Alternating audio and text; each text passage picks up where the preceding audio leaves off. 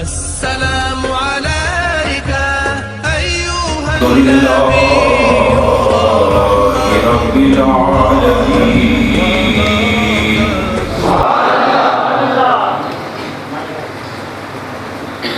والعاقبة للمتقين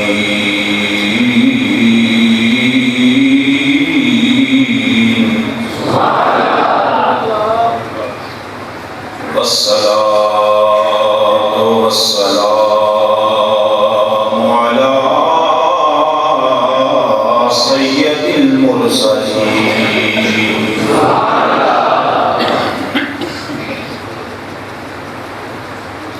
نبي الحرمين إمام القبلتين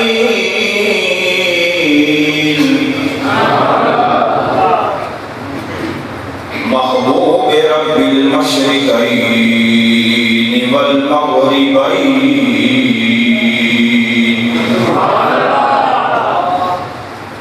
صاحب کعبہ قوسین جد الحسن والحسین جد الحسن والحسين الذي كان نبيا وآدم بين الماء والدين أما بعد فأعوذ بالله من الشيطان الرجيم بسم الله الرحمن الرحيم وآت ذا القربى حقه إنما يريد الله ليذهب عنكم الرجس أهل البيت ويطهركم تطهيرا قال الله تعالى في مقامه إن الله وملائكته يصلون على النبي يا أيها الذين آمنوا صلوا عليه وسلموا تسليما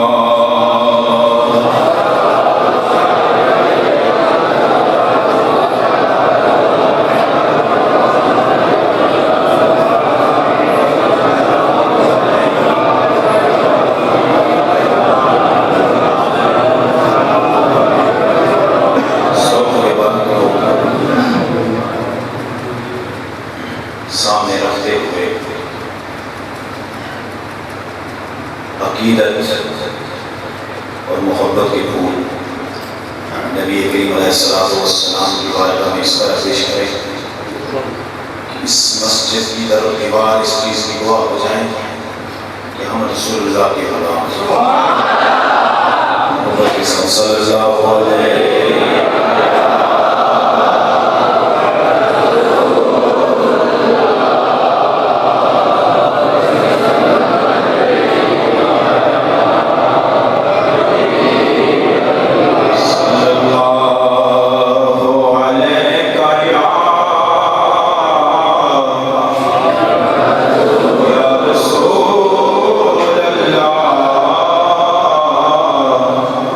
وسلم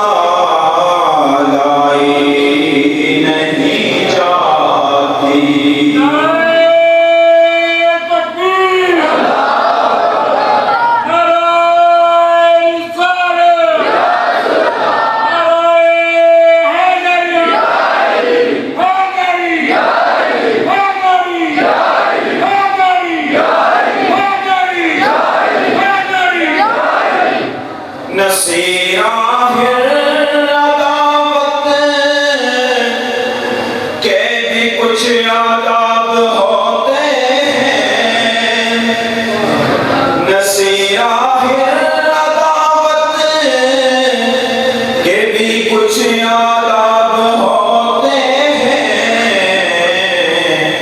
کسی بیمار کو زنجیر پہنائی نہیں جاتی کسی بیمار کو زنجیر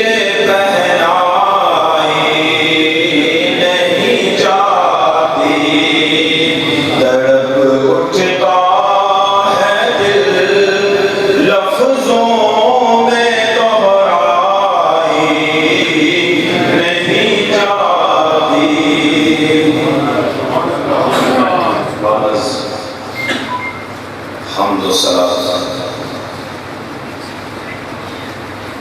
معزز و محتشم مکرم حاضرین سامعین کرام،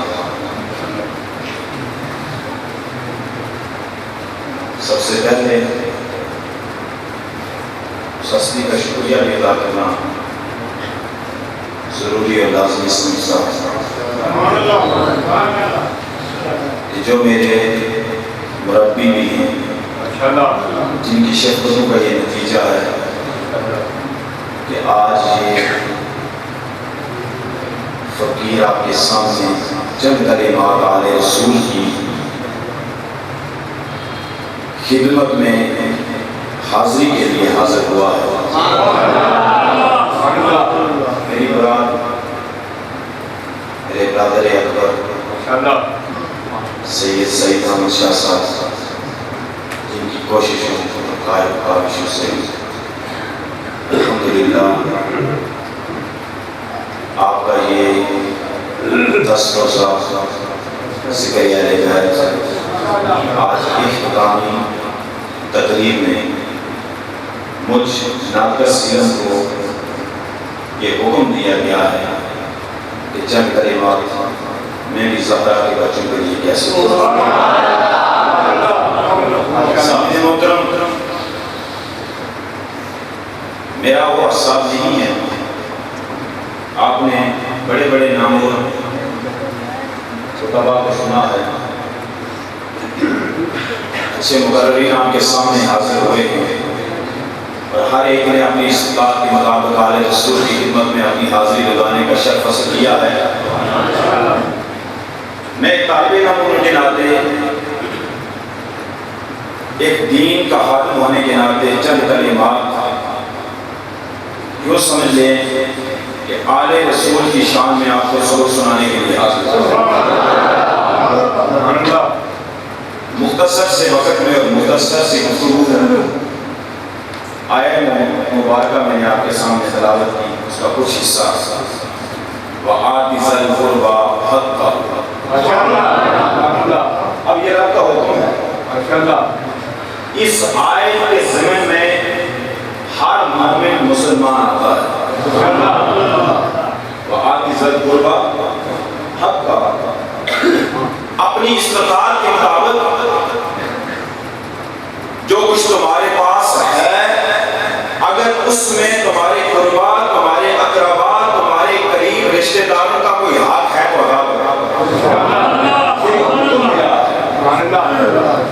یہ ہمیں کیا ملا ہے؟ حکم ملا ہے کہ اپنے اقربا کا حق ادا کرو۔ اب کسی کے پاس مال و دولت ہے، وہ اس میں سے اپنے اقربا کو اس کا جو حصہ بنتا ہے وہ حصہ ادا کرتا ہے۔ کوئی وراثت میں کوئی چیز اس کے پاس زمین زیادہ ہے، اس میں سے وہ اپنے اقربا، اپنے رشتہ داروں کو اس کا حصہ دیتا ہے۔ جس کے پاس جتنی استطاعت ہوتا ہے، ذرا ہم یہ دیکھیں گے اور آج کی اس مجلس میں، اس محفل میں بیٹھ کے یہ فیصلہ کریں گے کہ آیت یہ نازل ہوئی امام الانبیاء پر۔ کس ہستی پر نازل ہوئی؟ امام الانبیاء پر۔ یا رسول اللہ، آپ نے اپنے اقربا کے لیے کیا آج دیکھنا یہ ہے۔ پھر میں نے دوسری آیت مبارکہ آپ کے سامنے پڑھا، انما یرید اللہ لیذھب عنکم الرجس اہل البیت۔ میرا جی یہ چاہتا ہے کہ میں پہلے اس آیت پر ایک کلمات آپ کے سامنے عرض کر کے میں واپس اسی موضوع پر آنا چاہوں گا. اللہ رب العزت فرماتا ہے کہ میں نے اے نبی تیرے اہل بیت سے ہر قسم کے نجس کو، ہر قسم کے رجس کو پاک کرا. کوئی ایسا نجس شے تیری اہل بیت کے اندر چھوڑی وَيُطَهِّرَكُمْ تَطْهِيرًا. کیا آپ علماء اکرام سے سنتے آ رہے ہیں؟ میں اس کی تفصیل میں زیادہ جانا نہیں چاہوں گا، لیکن ایک بات آپ کے سامنے عرض کرنا جو ضروری سمجھتا ہوں یہ ہے کہ اللہ کو کیا چاہیے تھا، اس کو کیا ضرورت تھی کہ وہ عالم رسول کو ہر رزق سے بات کر رہا ہے. سوال تو پیدا ہوگا ایسے میں، اور بھی مخلوق ہے خدایا تیرے ذہن میں یہ بات، ہمارے ذہن کے اندر یہ بات سوال پیدا کر رہی ہے کہ تو نے عالم رسول کو کیوں ہی بات کیا ہے؟ اس سے وجہ حکمت کیا ہے؟ ہم قربانی کے جانور خریدتے ہیں تو کیسا جانور خریدتے ہیں؟ جس کے اندر کوئی عیب نہ ہو. اگر عیب ہوگا تو قربانی جانور کے اندر اگر عیب ہے تو قربانی. پھر کل ہی میں جناب کفر شاہ صاحب ان کی بات بھی نہ سنی، میرے دل کو بڑی لگی، میں دہرانا چاہوں گا، یقیناً آپ کے ذہن میں بھی ہوگی. انہوں نے کہا کہ جب 9ویں محرم الحرام کی جو رات آ رہی تھی، یعنی 10ویں جو رات کی آخری جو رات تھی، اس رات کو سیدہ زینب شہزادہ علی اکبر کے سر پر دلاسا دے رہی ہے. آپ قربانی کا جانور خریدتے ہیں نا تو آپ کے بچے بھی جا کر اس کو دلاسا دیتے ہیں، پھر اس کو پیار کرتے ہیں، اسے خوبصورت بنا کر 10ویں ذی الحجہ کو رب کی بارگاہ میں پیش کرتے ہیں، اسے ذبح کیا جاتا ہے. اللہ رب العزت نے آل رسول سے ہر نجس کو پاک کر کے ایسا پاک کر دیا اور ساتھ فرمایا کہ لوگوں یہ خیال نہ کرنا کہ میں آل رسول کو پاک ہی کر رہا ہوں، میں اس لیے ان کو پاک کر رہا ہوں کہ جو کام میں ان سے لوں گا وہ کسی اور کی بس کی بات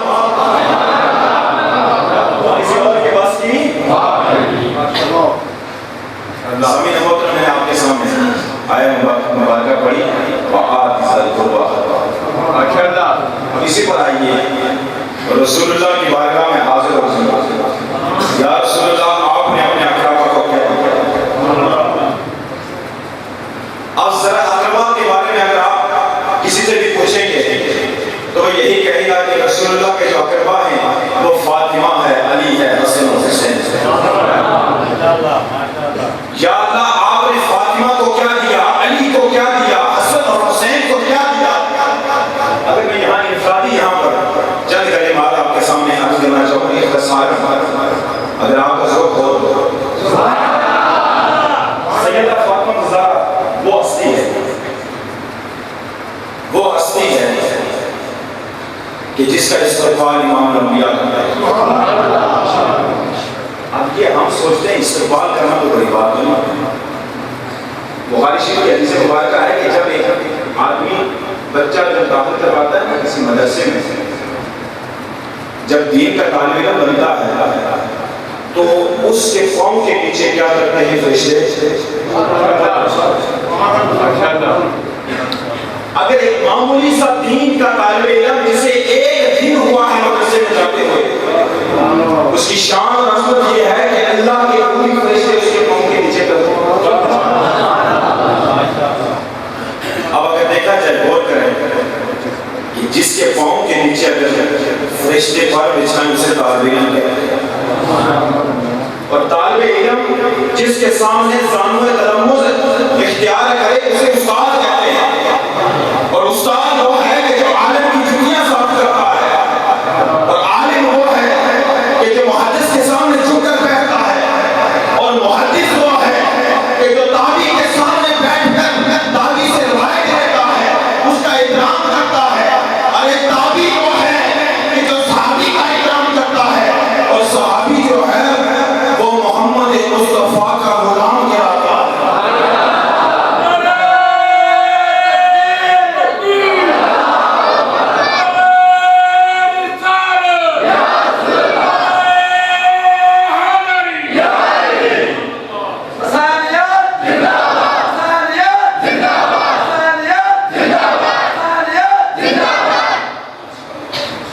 کیا کرتا ہے؟ سرکار کی غلامی کرتا ہے، سرکار کے آگے پیچھے دائیں بائیں ہاتھ باندھ کر کھڑا ہے. ارے یہ ڈیوٹی تیری کس نے لگائی ہے؟ تو جوان یہی ملے گا کہ پتہ نہیں یہ محمد مصطفیٰ ہے، یہ تمام نبیوں کا سردار ہے، اور اس کی غلامی تو تمام نبی بھی کرتے ہیں. اس کا استقبال تو امام نبیہ کا استقبال تو مسجد اقصیٰ میں آدم سے لے کر عیسیٰ تک ہر نبی کرتا ہے. اور پھر وہی نبی جب کھڑا ہو کر فاطمہ کا استقبال کرے، سوچو تو صحیح کہ فاطمہ کی شان کا کیا ہوگا.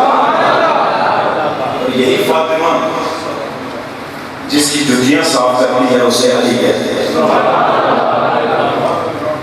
اور وہی علی جس کے سامنے جھک کر سلام کرتا ہے اسے ابو طالب کیا کہتے ہیں؟ ابو طالب علیہ السلام. اب علی کی بارگاہ میں آئی ہے، فاطمہ کا مقام سمجھا. علی کا شان اور مرتبہ یہ ہے کہ رسول اللہ نے علی کو کیا دیا. آپ کی حدیث بے شمار سنی، انا مدینہ قریب والی باب. ذرا اس کے حقیقت میں جا کر دیکھیں، انا مدینہ قریب والی باب، اس باب کی قدر و قیمت کیا ہے. سامعین محترم، اللہ رب العزت قرآن مجید فرقان حمید میں ارشاد فرماتا ہے وَلَقَدْ آتَيْنَا سلیمان و داؤد، ہم نے سلیمان اور داؤد کو عطا کیا. کیا عطا کیا؟ علم عطا کیا.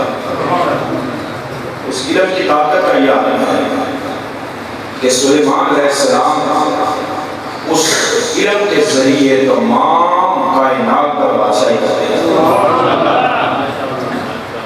داؤد علیہ السلام کے پاس جب وہ علم آیا تو اس علم کی طاقت کا یہ عالم ہے کہ داؤد کے ہاتھ میں اگر لوہا آ جائے تو وہ اس علم کا اظہار کرتا ہے، لوہا نرم ہو جاتا ہے.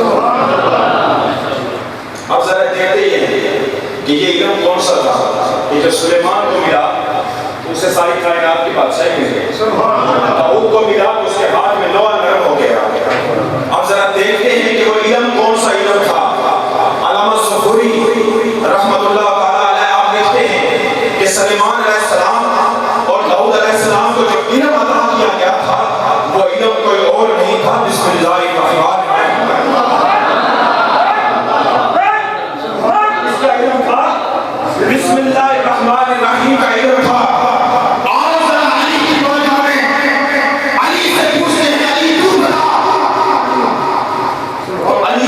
علی کی بارگاہ کی طرف سے جواب آتا ہے لوگوں تمام آسمانی کتابوں کا علم قرآن کے اندر موجود ہے، اور قرآن کا علم سورہ فاتحہ کے اندر موجود ہے، اور سورہ فاتحہ کا علم بسم اللہ کے اندر موجود ہے، اور بسم اللہ کا علم بسم اللہ کی دعا میں موجود ہے، اور بسم اللہ کی دعا کے نیچے جو نقطہ ہے وہ میں علی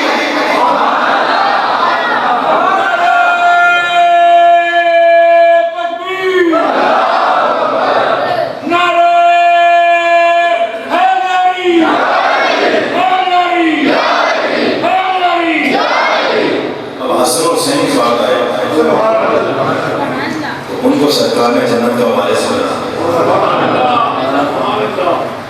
میں نے کہا نا کہ دنیا دار کوئی اگر ہے تو کوئی مال دے گا، کوئی دولت دے گا، کوئی کچھ کرے گا، کوئی زمین دے گا، لیکن رسول اللہ کی شان دیکھیں اور پھر حسن اور حسین علی فاطمہ کی شان دیکھیں. جس کی کوئی قدر و قیمت ہوتی ہے اس کو اتنا اسی طرح کا ملتا ہے. حسن اور حسین جیسا کائنات میں کوئی بھول نہیں تھا، ان کو جنت عطا کرا. سیدنا امام علی امام حسین علیہ السلام آج چونکہ 10ویں محرم کی رات ہے اور سامعین محترم اس رات کے بارے میں ہر سائز امام جانتا ہے کہ کربلا کے میدان میں جب اللہ رب العزت کے محبوب کی آل سیدنا امام علی مقام اور آپ کے رفقا اور آپ کی اولاد شہید ہو گئے۔ یہاں تک تو ہم سنتے ہیں کہ 10 محرم کو امام علی مقام کی شہادت ہوئی۔ اس سے آگے کیا ہوا؟ یہ کائنات میں اگر پوچھنا ہے تو ستاروں سے پوچھو کہ جنہوں نے سیدہ زینب کے مسائل دیکھے، اگر یہ پوچھنا ہے تو کربلا کے ریزگاروں سے پوچھو کہ آل رسول کے لاشیں کے گود کفن جب کربلا میں پڑے تو ان کی نگرانی کرنے والی سیدہ زہرا کی پاک بیٹی سیدہ زینب۔ آج کی رات یوں سمجھ لیجیے کہ سیدہ زینب کے نام لیجیے، وہ سیدہ زینب کہ جن کی شان میں اللہ رب العزت آیا تبشیر نازل فرماتا ہے۔ جب سیدنا امام علی مقام امام حسین علیہ السلام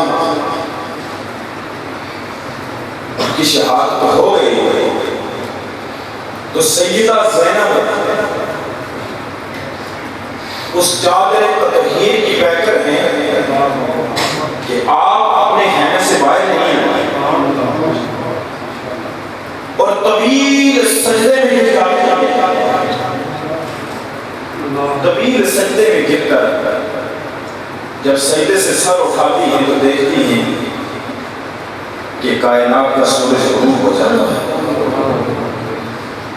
اور سیدہ زینب اٹھ کر پہلے علی اکبر کی لاش کے پاس آتی ہیں، علی اصغر معصوم کی لاش کے پاس آتی ہیں، امام علی مقام امام حسین کی لاش کے پاس جب آتی ہیں تو سیدہ زینب کی چیخ نکل جاتی ہے، دیکھ کر لاش کہ بھائی کا دھڑ تو پڑا ہے، سر کا پتہ نہیں کہاں۔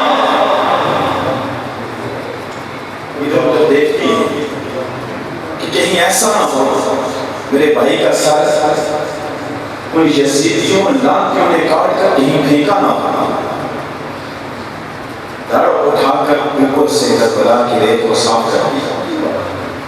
ذرا سوچو تو صحیح، آج ہمارے گھر میں اگر کوئی ہمارا کوئی رشتہ دار کو عزیز و اقارب اگر فوت ہو جائے تو اس کے سوگ کے لیے کم از کم ہم 3 دن اپنے گھر میں دریاں بچھا کر بیٹھ جاتے ہیں۔ لوگ آتے ہیں، اپنے بھی آتے ہیں، پرائے بھی آتے ہیں، تعزیت کرتے ہیں، اپنی طرف سے ہر ایک جتنی بھی اس کی استطاعت ہوتی ہے وہ اپنے کلمات ہماری کانوں کی نظر کرتے ہیں۔ لیکن ذرا وہ دیکھو تو صحیح کربلا کے اندر جس سیدہ زینب کی یہ شان تھی کہ وہ آیا تطہیر کے اندر اس طرح لپیٹی ہوئی تھی کہ کائنات کسی شے نے سیدہ کے سر کے بال کو نہیں دیکھا۔ ماں ہی ایسی تھی کہ جس کے در پر فرشتہ آتا تھا تو ایک عربی بن کر آتا تھا، مدینے کا ایک محلے دار بن کر آتا تھا، وہ رب کا ملائکہ اور رب کا فرشتہ بن کر نہیں آتا تھا، وہ ایک عربی بن کر آ کر سلامی بھیجا۔ ارے جس سیدہ زہرا کے گھر کی نوکری رب کے نوری کرتے تھے اور چکی چلانے کے لیے جبریل آ کر بیٹھتا تھا، آج اس کی بیٹی کربلا کے ریزگاروں میں کربلا کی خاک میں حسین پر تنہے تنہا بیٹھی ہے، تنہے تنہا بیٹھی ہے۔ اور وہ حسین کہ جب سوال ہوتا تھا تو کائنات میں امام الانبیاء کے کانوں میں سوال ہوتا تھا، جس کی سوالی بھی کیا تھی؟ لاجواب سوال۔ علی اکبر، علی اصغر، قاسم، ان کی لاشوں کی پہرا دینے والی سیدہ زینب نے جب دیکھا کہ ان لاشوں کے ارد گرد ایک گھوڑے والا چکر لگا رہا ہے، گھوڑا سوار آ رہا ہے، کبھی ایک لاش کے پاس جا کر کہتا ہے سیدہ یہ بتاؤ یہ کس سیدہ زینب جواب دیتی ہیں یہ علی اصغر کی لاش ہے. پھر دوسری لاش کے پاس آتا ہے, کہتا ہے اے عورت ذرا یہ بتا یہ کس کی لاش ہے؟ سیدہ زینب جواب دیتی ہے یہ میرے بھتیجے علی اکبر کی لاش ہے. پھر دوسری لاش کی طرف جاتا ہے, پھر اچانک دیکھتا ہے دو چھوٹی چھوٹی ننھی ننھی لاشیں پڑی ہیں. پوچھا اے عورت ذرا یہ بتا یہ کس کی لاشیں پڑی ہیں؟ تو سیدہ زینب نے بتایا کہ میرے اور محمد میرے جگر پارے میرے جگر کے ٹکڑے ہیں. یہ میرے جگر کے ٹکڑے اور محمد ہیں. جب جانے لگا تو سیدہ زینب نے لگام پکڑ کیا کرنا لگام پکڑی. پوچھا تو مجھ سے سب کچھ پوچھ رہا تھا, اب ذرا اپنا بتا تو کون ہے؟ اب ذرا اپنا بتا تو کون ہے؟ جواب ملا بیٹی میں تیرا نانا محمد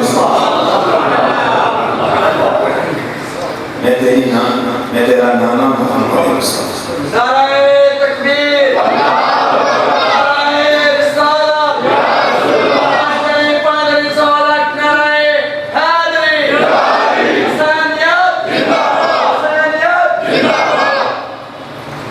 یہ امام الانبیاء کا مقام تھا کہ اپنے بیٹے حسین کی لاش پر روضہ رسول میں نہیں رہے, کربلا میں.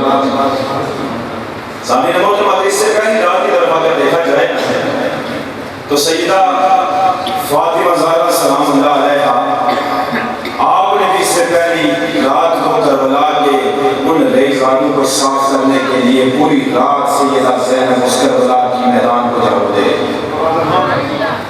علی اکبر کی شہادت آپ نے سنی ہے کہ جب علی اکبر اذان دینے کے لیے گئے تو آپ نے دیکھا کہ ایک اور جادو مار لگا. آپ جب اس وقت کے قریب گئے جا کر اس سے پوچھا اور ذرا بتا تو صحیح وہ کون ہے جو اس کربلا کے اندر جادو دے رہی ہے؟ تو آگے سے جواب ملا کہ میں اس ہستی کی ماں ہوں جس نے کہا یہاں پہ شہید ہونا ہے. ماں علی رضا سے کسی نے پوچھا نا کہ حضرت ذرا یہ بتائیں اپنے آپ کے دادا کے جسم میں کتنے زخم آئے تھے کربلا میں؟ آپ خاموش ہو گئے. اس نے پھر سوال کیا, پھر خاموش ہو گئے. وہ سوال کرتا رہا, آپ خاموش ہیں. آقا بے بس ہو کر جواب دیا کہ تم مجھ سے پوچھتا ہے کہ کربلا میں میرے دادا کے جسم پر کتنے زخم آئے؟ جا کے قرآن کے حرف کتنی کر لے, جتنے قرآن کے حرف ہیں کتنے میرے نانا کے جسم پر زخم آئے. امام علی مقام امام حسین علیہ السلام, خون بھی رسول کا, خون بھی رسول کا. کس کا؟ رسول کا خون ہے کہ جس کا کلمہ پڑھنے والا تھکتا نہیں, وہ یہ جھجکتا بھی نہیں.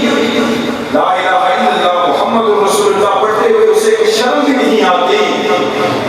ذرا اس کربلا کے میدان کو بھی تو یاد کر, لا الہ کو پڑھ لیا, اب لے مزہ تاثیر کا.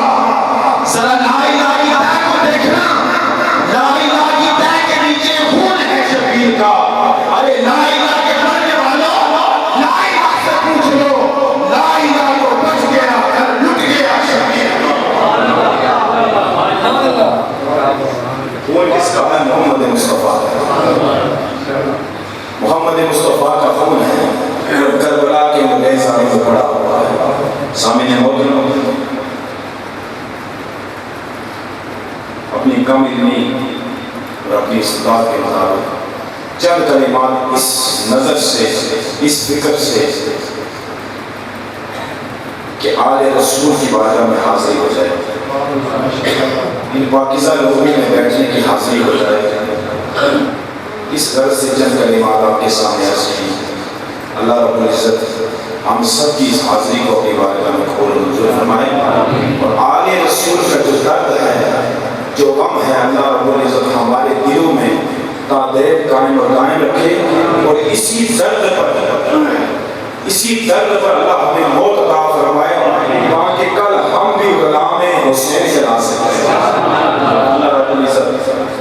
سب کو عمل کی توفیق عطا فرمائے وما علینا الا البلاغ